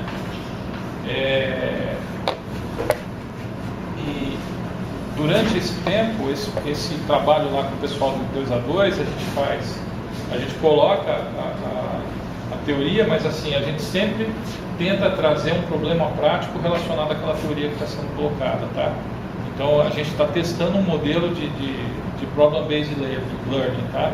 Que é aprendizado baseado em problema, ok? E esses problemas eles são seletivos. Então o cara que não conseguir resolver o problema está fora. Simples assim. Tá? Então é pauleira. Eu dou aula, né? Na faculdade de ensino superior. E realmente isso é muito importante, porque as pessoas têm dificuldade de entender informações simples do tipo, faça isso e realize isso. Exatamente. E eu vi um trabalho outro dia de alguém muito preocupado com essa situação, porque a capacidade de comunicação oral e escrita tem